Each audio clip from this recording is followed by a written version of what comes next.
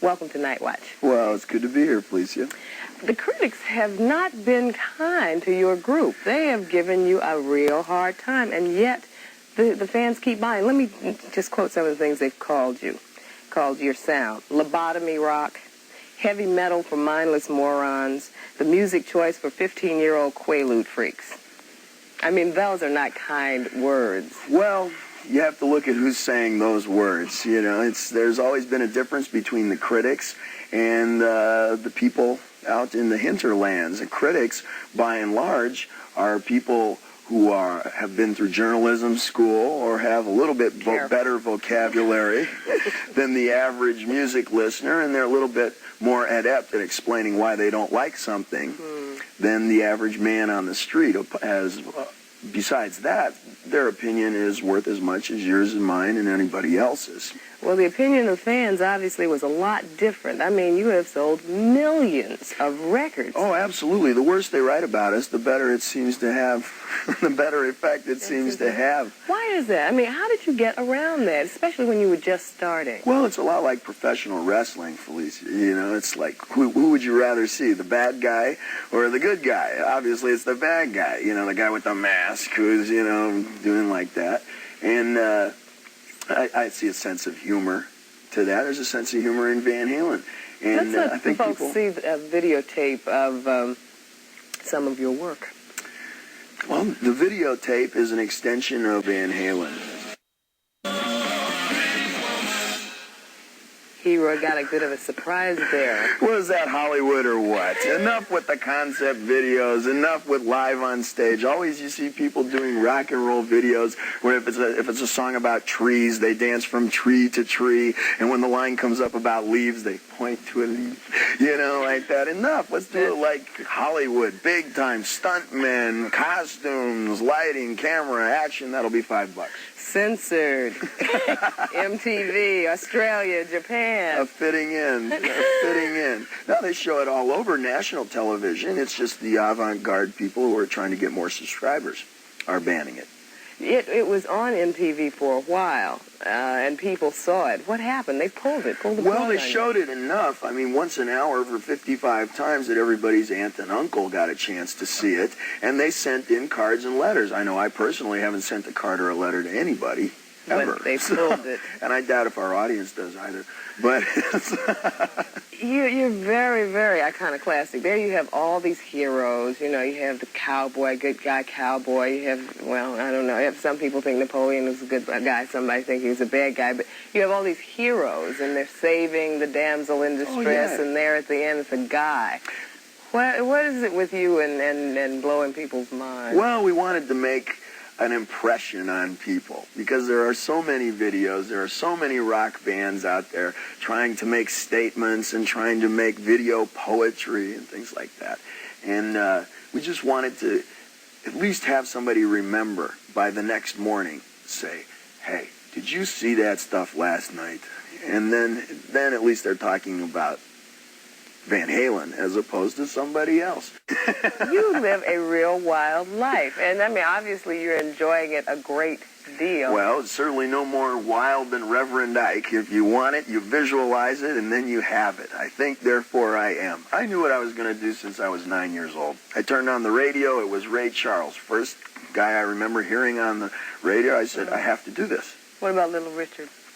Little Richard came later in my history and my musical influences, and I appreciated Rich more for his haircut than actually his music, you know.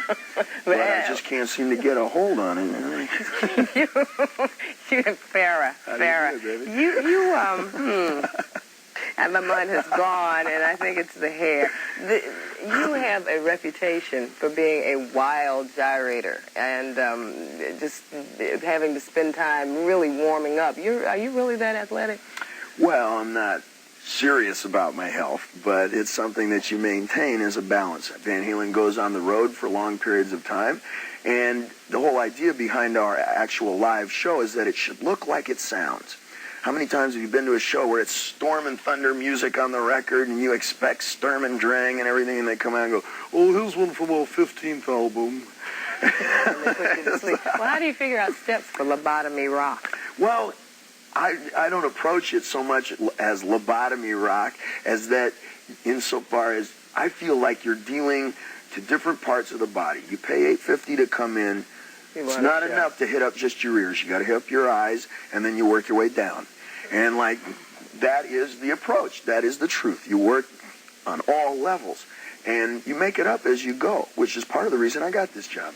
David Lee Roth, thanks so much for being with us this morning on Night Watch. Have that quality. Has it been a plus? Did you have to do some things to... Well, Felicia, I got to tell you. Say, no, I've My cured attention, it. I was raised on a heavy diet of television and radio. And sugar. And sugar. And it's like I got to have a commercial every 7 minutes. You know, my attention span is a lot like the audience's. But actually, you found a vehicle for your hyperactivity. At this point, I mean, it sells. Well, I like to think that it found me.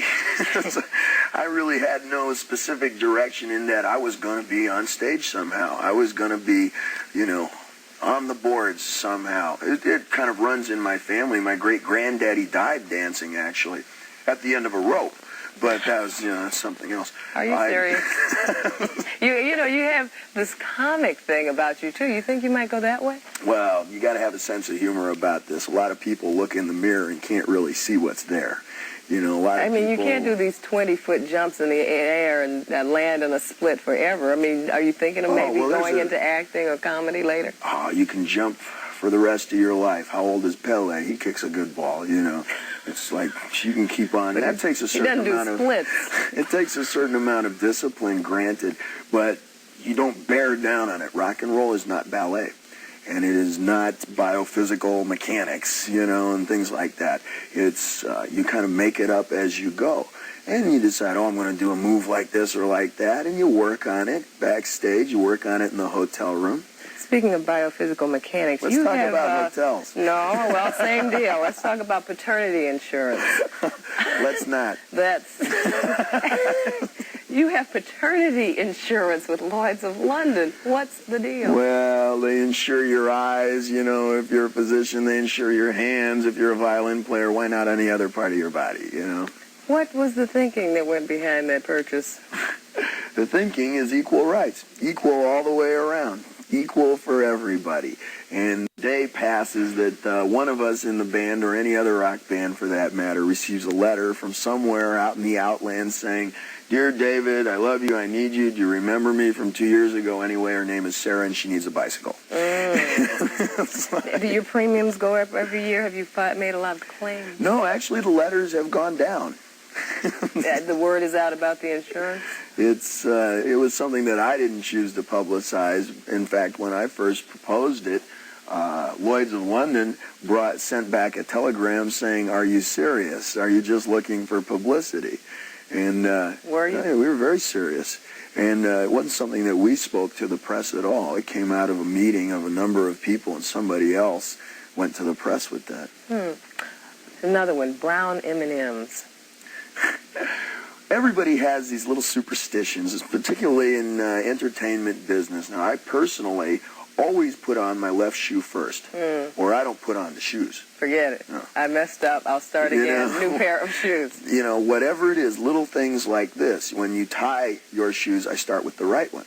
Always the right one. Okay, so how did brown M&Ms get to be a Well, we had a situation backstage once where there had been some mechanical difficulties during the show, and we came backstage, and as I remember it, brown M&Ms was one of the first things Alex Van Halen saw in the dressing room. We knew. That was it. That's the reason. That's it, you know. I mean, were you serious enough? You obviously were serious enough about it to get it written into your contract. Forget it. No M&Ms anywhere. No brown M&Ms anywhere around. Absolutely. And every time you show up backstage, now, if you show up early enough, you'll find a couple little old ladies with plastic gloves picking through the M&Ms, and I get a kind of a charge out of that. How are you on Reese's Bits? Reese's Bits, E.T. phone home. David, I have actually absolutely enjoyed having you here. Very different, very different. We got to break and go. I enjoyed introducing Van Halen to the rest of the folks who are not familiar. Stay tuned. Till next